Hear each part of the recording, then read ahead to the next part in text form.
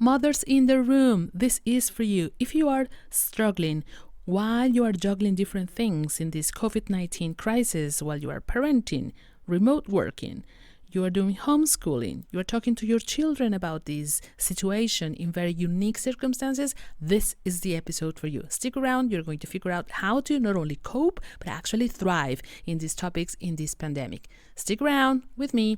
Welcome.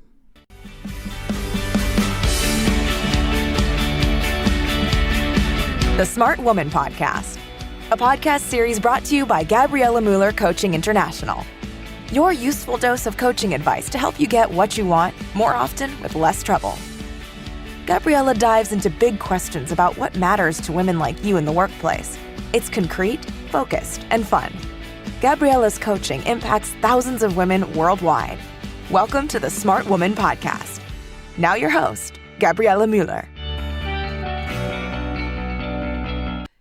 Women, welcome, amigas. You're in the right place. This episode is for you. If you're a mother, you are a parent, you are homeschooling, you are struggling with kids any age at home while you are juggling with many other things, whether you are doing remote work or you're coping with different commitments. Maybe you are leading other people and you're connecting to your Zoom while you are cooking, changing diapers, breastfeeding. For many of my friends who just had babies this year, this is crazy year to be listening to this chapter, though.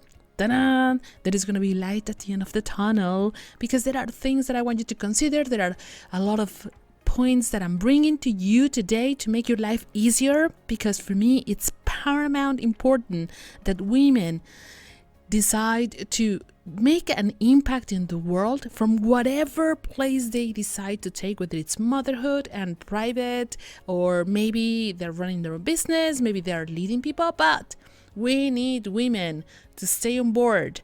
Don't take the foot off the pedal, and you might want to slow down in certain things and change and realign priorities. But for the love of all things, don't despair. Don't think that you want to get rid of either your job or your self-care routine or your friends, or for that matter, your kids.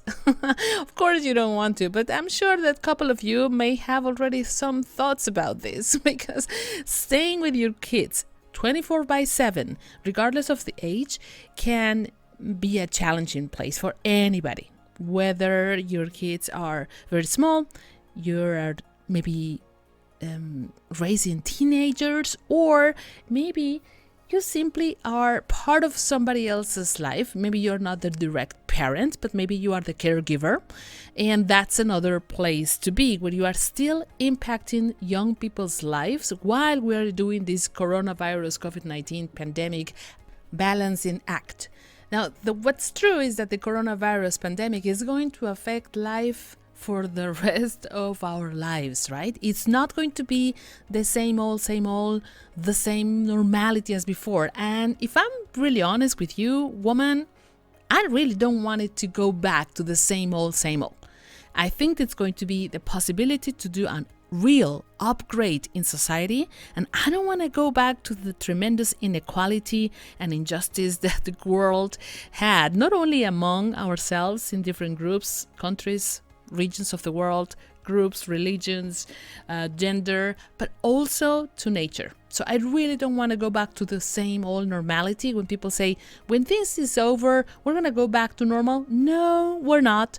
And for that matter, I recommend you to listen to one of my last episodes and how many other things are changing. And many of these changes will not be temporary changes. I think they're going to be already part of an absolute new norm, and I want to think optimistically. It's going to be a new, better norm.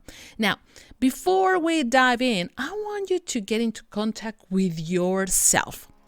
And if you are being a parent, a mother, and you are raising kids at home during this pandemic, I want you to be quite honest with yourself as a first step. And we're going to walk you through a process of yourself, some practices at home, and some of the tips for homeschooling, right? So that's going to be our outline for this episode. But the first thing is, how are you doing today?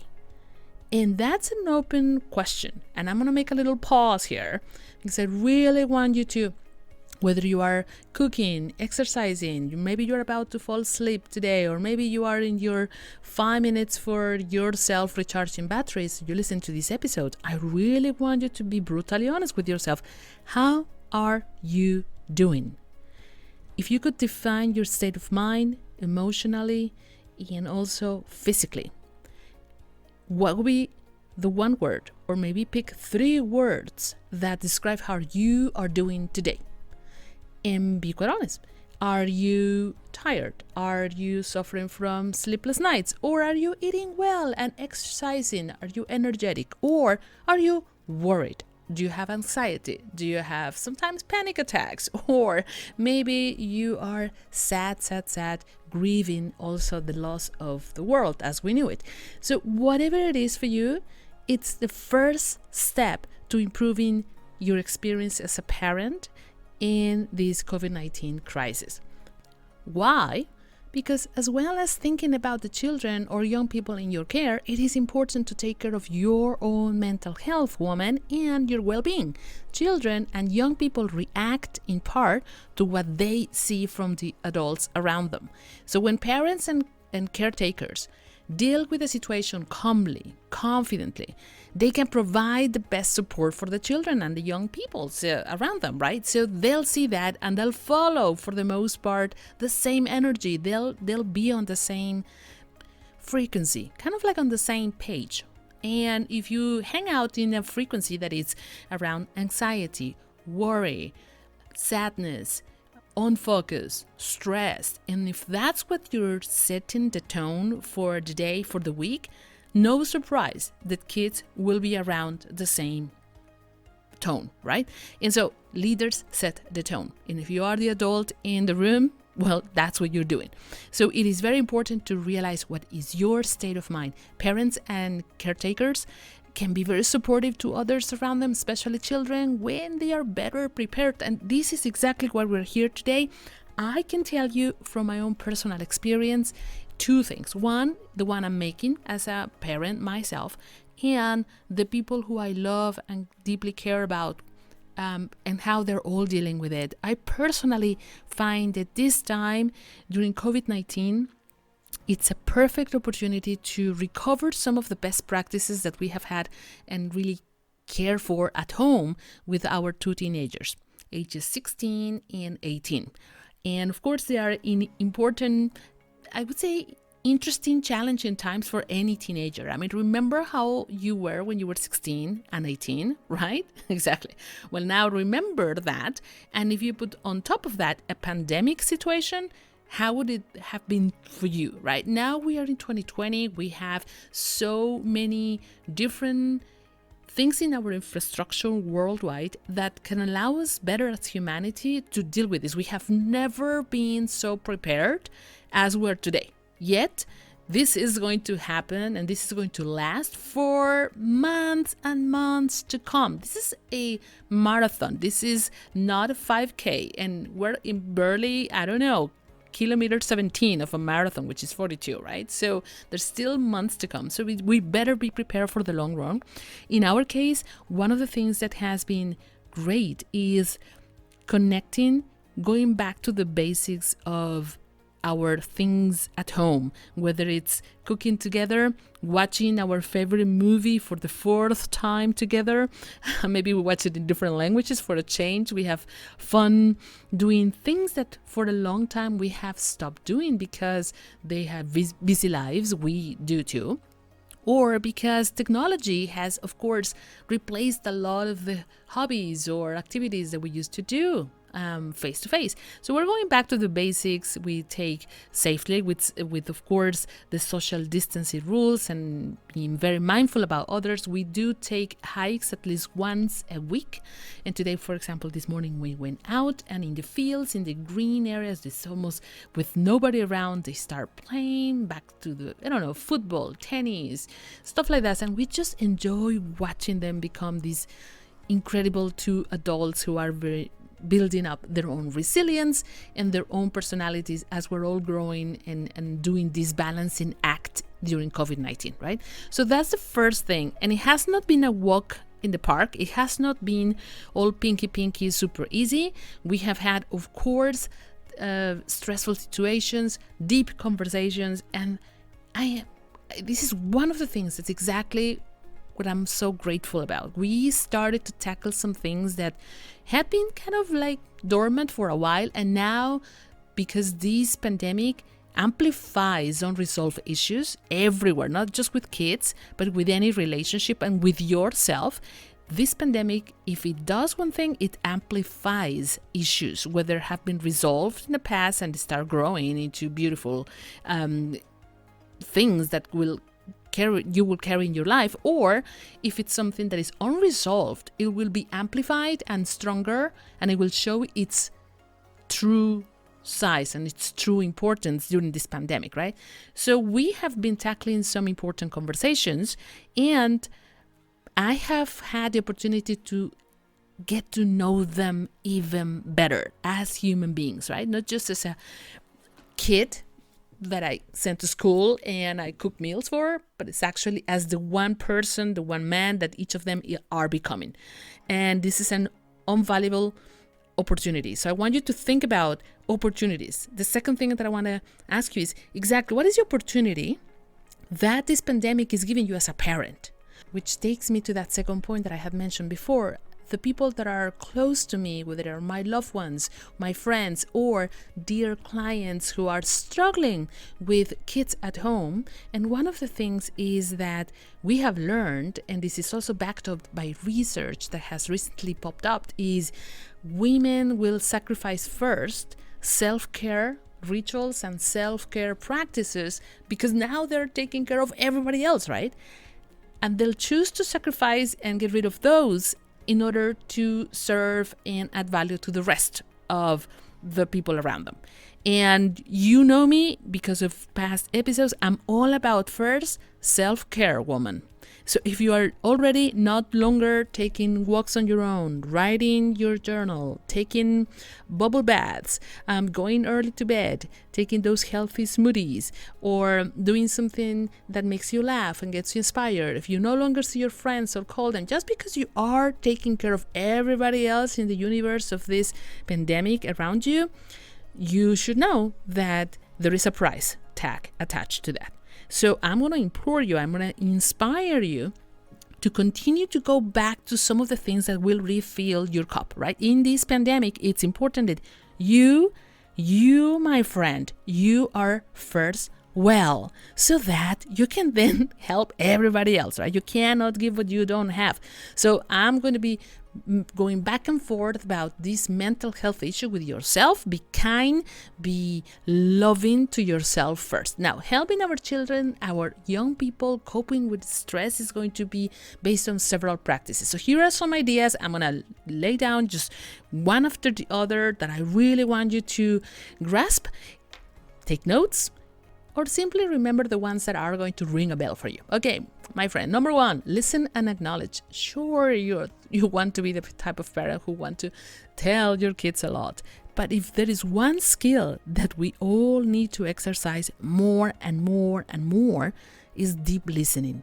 Children and young people may respond to stress in different ways. Signs may be emotional. For example, I don't know, maybe they may be upset. You'll see tantrums, distress, anxious, angry, agitated, or maybe behavioral. For example, they are more quiet, withdrawn. If they're small, maybe they wet the bed, or at any age, they start, for example, having sleepless nights, or maybe more social media if you're dealing with kids who already have access to it, or maybe even physical. They might experience aches, stomach aches, headaches, weird patterns about meals or things that they didn't used to do before. It's important that even if you are doing remote working and you have other things, do observe, because those are important changes in behavior or physical changes you want to pay attention to, right? And children and young people may feel less anxious if they're able to express and communicate their feelings in a safe and supportive environment. So, my friend, more questions, more open-ended questions, powerful questions that have the letter W in English. who, when, what, etc., right? And the point is, you don't have to be in an interrogatory with your kids. What I'm talking about is more conversations that elicit them to tell you how they're feeling, what it means to them, what worries them, instead of telling them, don't worry, it'll be fine. Or, yeah, I get you. You might be worried about this. Here's what mama is going to do, right? So sometimes we tend to be a bit directive and less questioning. So be curious, explore without judgment. And I tell you, I'm working on this one. It's not like an easy piece of cake for me. Sure, absolutely not. The next thing, I want you to consider providing clear information about the situation. Of course, children at a different age might need different details. Like if your child is under 12, you might not want to overwhelm him or her with all the different details that the World Health Organization is saying about this disease, right? You have to adapt it to them, but you want to be truthful. You want to be direct. You want to say it in as short sentences as possible. Remember, under stress, their brains will tend to filter information and go for the most important parts. So don't overwhelm them with details. Though I do recommend you to go to the official sources of the World Health Organization. They have a wonderful portal in different languages and how to talk to your kids and adapting the version of the explanation of the different measurements and practices we're all doing to their age. So you want to go that way, because that's the best way to do it, with the truth in your mouth, but at the same time, don't overwhelm them. Now, do let your child feed their emotions. This is a no. A lot of parents struggle with this one because you don't want to see your kid sad, or you want to remove painful situations out of the way. But here it is, each child will have their own loss, whether it's not seeing their friends anymore. For a lot of them, school is the escape of other situations. For many of them, it's about not having those last opportunities to see their friends in the year, or even at the end of an important point. Like, for example, mine, it's finishing secondary school, and the other one is definitely going to university and finishing an important part of school. So not having the prom, the celebrations, their graduation party, you name it.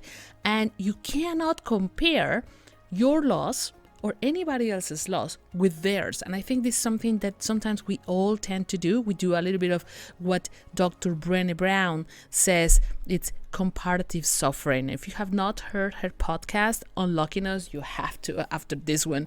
And she talks about this comparative pain, comparative suffering, in which we say, hey, I'm trying to keep my job or bread on the table, or I'm trying to keep us all alive. We want to do all these measures. And I see you being sad about not seeing your friends, or you are making such a big deal because you're not going to have a graduation party. I mean, think about how many other people are dying in the world. No, you cannot go there.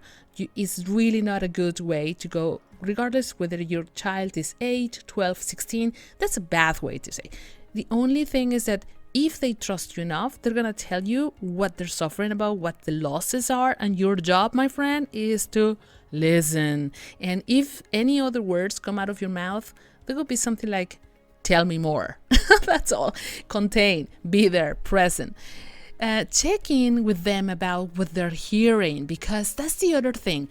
Now with the web being so open, you want to control and make sure that the sources of information that is getting to them about the disease itself, the numbers in the world, statistics, is actually coming from a respectful source of information.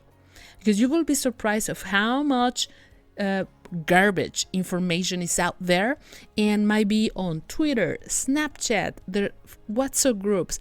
I really want you to get curious on this one. You don't want to be invasive in their telephones and computers. You do want to help them understand that a lot of this is fake news, that a lot of this is not respectable sources of information. And of course, the older they are, the more difficult it's going to be for you to have an influence on what source of information comes to them. But one good way to do this is find out what your child is hearing and what are the sources. It's not enough to just tell your child accurate facts. Remember, it's about what also other things and sources of information they are listening to, and get curious. So if they have questions and you can't answer them, instead of just guessing, use an opportunity to explore the answers together. You help them look for trusted information sources. You might go to UNICEF, to the World Health Organization. Many children are facing bullying and abuse at school or online around the coronavirus disease. I want you to be vigilant about this. It's important that your children know that you are always there for them should they experience any bullying or any kind of aggression on the web, especially on WhatsApp groups, because those are not in any way curated or moderated by any adult usually. I personally find that to be a tricky one because, as I said before, I have teenagers at home. You don't want to be playing the detective, intruding in your child's social media channels. You really don't. At the same time, you really want to bring attention to those conversations. Don't shy away from having those conversations if you need to address in those things. Now, the next one that I want you to consider, it has worked wonders at home. Create a set of one is reliefs and distractions. There are going to be moments when you are processing difficult conversations, emotions. Take the cues from your child and from your teenager and really think about balancing talking about feelings and finding distractions and reliefs. It's a balancing act, right? It could be a family game at night. I don't know, maybe you cook together, you do chores together at home, obviously. And hopefully you are distributing some of these tasks around the house, regardless of how, maybe as soon as your child can help you with something, some minor chores at home is the best way to raise awareness what it is to be at home, to be cooperative, and to be mindful about other people's needs, right? And you'll be surprised how much they appreciate that too. You are actually giving them responsibilities at home. In my case, my teenagers do each of them meals during the week. So each of them does one dinner out of the 7 days per week, and that helps us all. And they get creative with the menus and so on. You want to address, for example, things that they would like you to do. And so in our case, if you have teenagers at home, you may want to ask them if they want to teach you some, for example, of their hobbies. And I'm almost daring to say that by many of them would be gaming. So my husband has become a gamer in this COVID-19 crisis, and they love to beat the hell out of him when they get together online. But they admit that they love this daddy teenager time online. And so discover what other things you can get on board with, especially if your child already is good at it. One of the best ways to do this is, one of the tips for you is, if you allow your child to teach you something. It sounds almost a paradox, but one of the best ways in which you can do even homeschooling is allow your child to teach you some of the stuff that he or she already knows. Because we say also in communications and in coaching, one of the best ways to deeply understand a topic is to try to teach it to somebody else in simple words. So help your teenager and your child by letting them show you how they learn a little bit more about math, or in my case, for example, the conjugation in French. How are they constructing more complex thoughts in German, in their case, for example? And they teach me stuff. And when they do that, they get curious about how to get even better at it. They understand it better. And what's interesting is that I'm not doing the teaching. In fact, I'm just helping them rehearse what they already know. And if we don't know anything or we need to know more, we both get curious, we go online, we figured it out. In this case, their father can help them even more. Become a student for once. Be exploratory about it, have fun with it. Another thing that I want you to be aware of, there are tons of resources, and especially now during the pandemic, a lot of museums, zoos, they have been so generous worldwide, and they have made those live webcams or virtual tours available. So bring the outside into your home. You can now visit museums, galleries, zoos, aquariums, and even theme parks that are currently offering free virtual tours. And you want to just Google it, free virtual tours. There are tons of things. For example, there are groups. If you are English speaking, We Are Teachers is one of those support groups that online is recently paying a lot of attention to giving support and resources. And they even have something like nature webcams that you can visit various zoos around the world, US, UK, and allowing anybody to tune in and see the animals live, or galleries, museums that have 360 degrees, amazing virtual tours, or simply get on YouTube. Figure it out, watch the how-to videos of many other things, and get inventive, which is my next tip, my friend. We have to get inventive and improvisational mode with what's available. Now, I'm Latin, so improvisation mode used to be my kind of natural mode, and since I've been, of course, now over 2 decades in Europe, specifically in Switzerland, improvisation is not something that you exercise every day, though it's time to get in touch with your improvisational queen, right? Is the one that is going to figure out that whatever is available, with that we go. And that means we need to let go of perfectionism. Ta-da! Yes, you have heard me in other episodes. I always referred at perfectionism as fear on high heels. It's time to let it go. And this is the perfect pandemic time to let perfectionism go. We're going to go for progress and not perfectionism. And that also applies with helping your kids.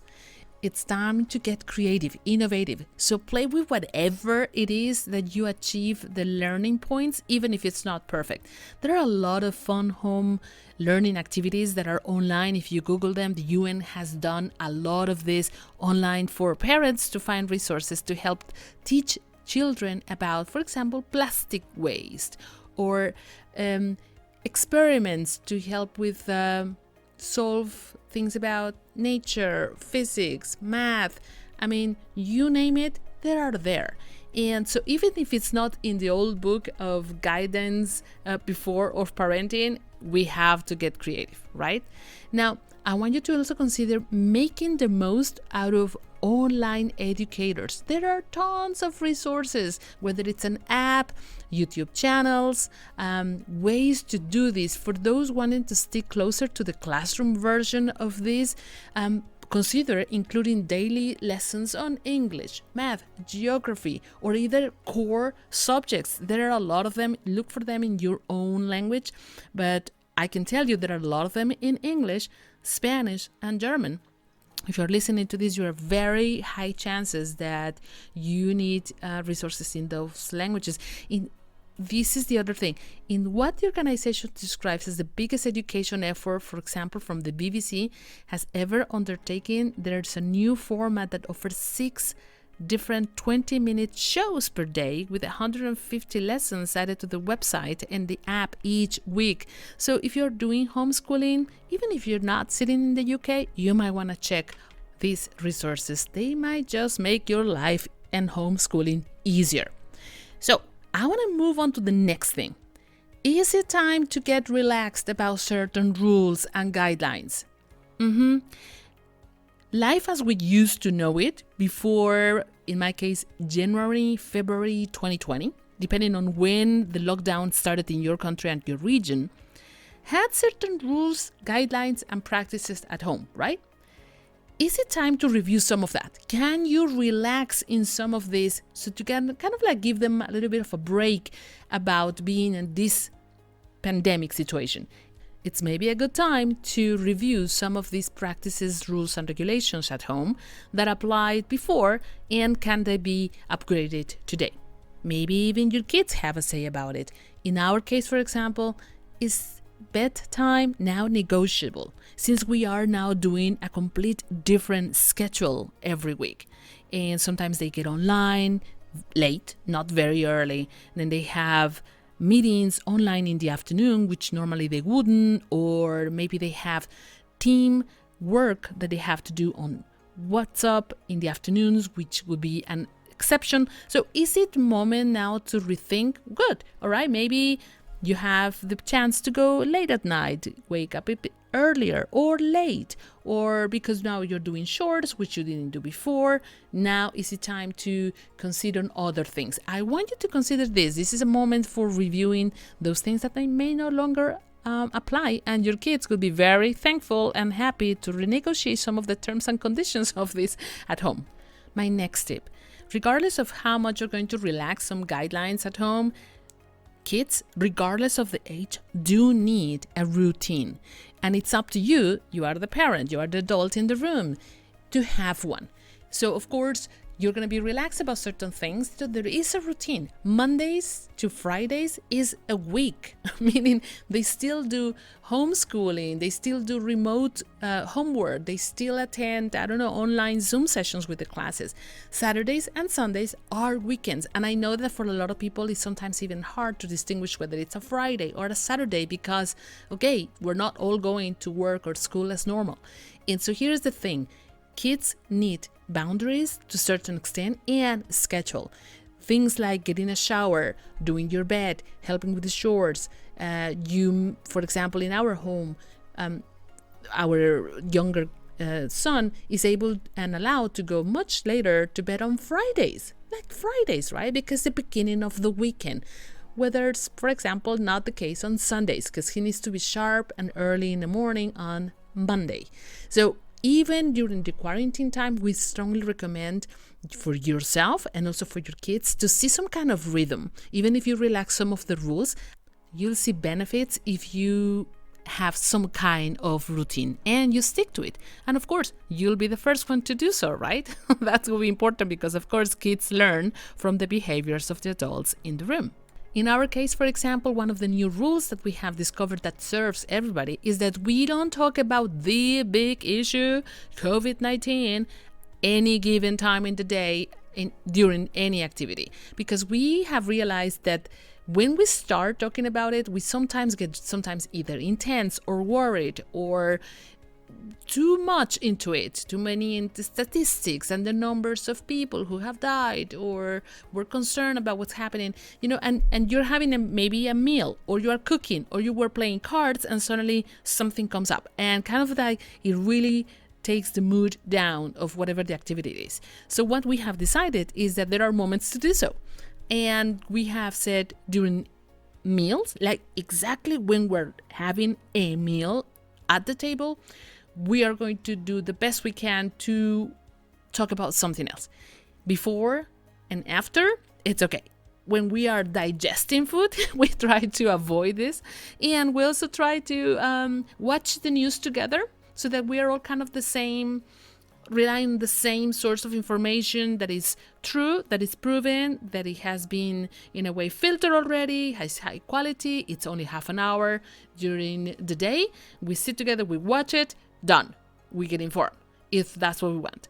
And then we limit the amount of the time that we get invaded and bombarded by all these sources of information during the day. And that has served us tremendously because the first couple of weeks we were all talking about it all the time and listening to so many different sources of information non-stop. So now we have limited of that. I'm wondering what you can do at home to add or to remove in your schedule and in your day or week with your family and your kids to decrease that level of stress, especially focusing only on the things that you can all control. And the things that you can't control, you leave them outside, you filter information, you find your schedule, your new tempo, so you can find the best way to live and thrive during and after this crisis, as a parent, as a family, and as a member of society.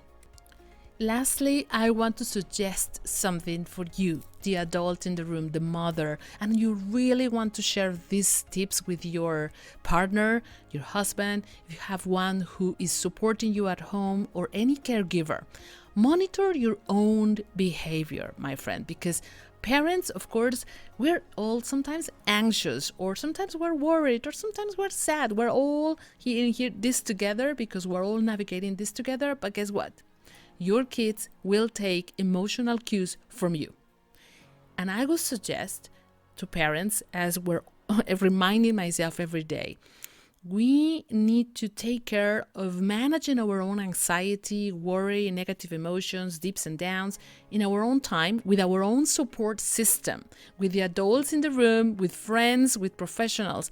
Please do not overshare your fears and your anxiety with your children. It might mean that you decided to air some of these negative emotions at home and you feel like, okay, I need to talk about it, get it out of my system. Though guess what? Children rely on their parents, caregivers, to provide a sense of safety and security. So it is important to remember that we're all passengers on this. We're on this together. We're all on the same ship. And if you're feeling anxious, please find the support system, the tribe around you, your friends, to talk about it. Don't overshare. That makes things difficult for your children because they need to see you, for the most part, as the most important person in the family who knows that you can be in optimism, you can see the light at the end of the tunnel, you can tell them that even though it's going to be a while, things are going to be for better, that we're going to be fine, that doing everything that is sensitive and important to do in society and all the practical things around washing your hands and be mindful about others, social distancing, that you are going to be fine. And that's what they need to hear. If you find yourself not in a good place, I'm going to invite you to consider professional help. I want you to call a friend, not just text them, really use the phone, use the freaking phone as it is, a phone, to call a friend, a family member. Talk to your spouse, your parents, your support system, your partner, so that you find what you need. In my case, I have institutionalized a new practice. Friday night is mama time, and that's virtual mama time. That means on Fridays, I do self-care rituals. I meet my friends. We have Zoom parties. Sometimes it's the gala Zoom virtual party. Sometimes it's ladies' night with, I don't know, next coming Friday, we're going to have costumes party. Yes, you heard me, costumes. My friend and I, my friends who are spread out somewhere in Europe, we're all wearing different costumes. We're having our favorite drinks, and we're going to open up these beautiful cameras to enjoy 2 hours of laughter and also sometimes tears, because again, we are in this together, and sometimes we support even virtually each other, listening, telling stories. Sometimes we go from being sad to cry to be in laughter in a matter of 5 minutes. It's crazy, but it's beautiful. And I'm going to invite you to consider using technology to connect with your friends, your loved ones in any way possible. This is just one of the ideas that I've got for you. Remember that, sure, you are a parent, but at the first level, you are a person, you are a woman. You need to take care of yourself so that you can serve and add value to the rest of the universe, my friend. All right, so I'm going to leave you with all that. If you find other tips that can serve me, please do tag me, hashtag Coach Gabriela Mueller. Anything you send there, any tag that you use in any of the known platforms will get to me. You can also check everything under GabrielaMueller.com. And I'm happy to report that in the last few months, I've been playing with TikTok, which if you have not done it, you want to get on it, simply because it will get you out of your comfort zone in very simple terms in a few minutes. And it's a good way to start talking to future generations. So Instagram, Coach Gabriela Mueller, Gabriela Mueller Coaching in Facebook, Twitter, Gabriela Mueller, TikTok, Coach Gabriela Mueller. And if you want to sign up for the newsletter and get a hold of invitations for webinars in 2020, some of them, many of them are for free, and some other ones are going to be special, exclusive groups and teams in somewhere between 12 to 20 people who are going to interact directly with me, who get intensively coached by me in online intensive, super fun, engaging sessions. No boring webinars, BS. When you join one of these sessions, you come and sweat. Sometimes because you are going to be rehearsing new stuff and exercising new skills, sharpening your new ways of being in a world post-coronavirus. But sometimes you're going to be sweating out of laughter because we really laugh together. We do the info, training, entertainment, and empowerment all together in a juicy experience. Sometimes it's going to be 90 minutes, sometimes it's going to be 2 hours, in which you fully come and do leadership, you do communication skills, we do executive presence, we upgrade in a meaningful, fast, accelerated way. We go from where you are to where you want to be. And this, my friend, this pandemic is not stopping me on this impact. I launched a lot of these exercises and experiences online in the past 2 months since I came back from my last trip abroad, which was about 2 months ago in the Caribbean, and I've been fully now adding value online. And at first it was a bit of a struggle because of technology, and I've been doing these webinars for a while, but never so intensively as in 2020. So now, if you want to do all that, what you want to do is go back to any of my platforms, sign up for the newsletter under GabrielaMueller.com, and you'll be getting special access and invitations to these online events throughout the year, and many of them will be definitely staying for next years to come because they have been so successful, and you really want to be one of the first to get the news, because those are, as I said, very limited spaces, because I want to keep it cozy and intimate, because that's the way we work in very intensive experiences. Okay, so I leave you with that. I want to tell you that yes, you are doing well. If you are listening to this podcast episode, you, my friend, have been doing great in COVID-19. You are doing it. You are kicking ass. You are here. We are in this together.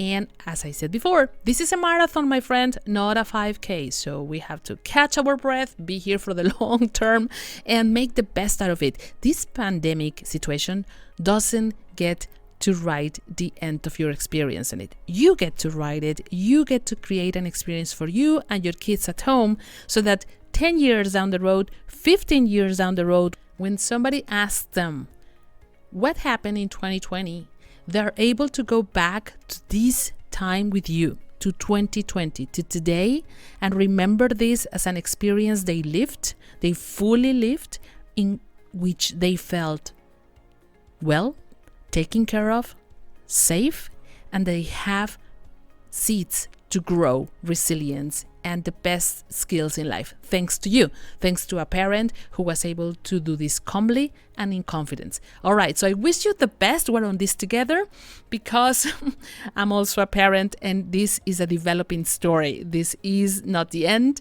We're on this together, and I'm really looking forward to hearing some of your stories, success stories, struggles, questions, comments, and even something that you want me to tackle in this The Smart Woman podcast for you.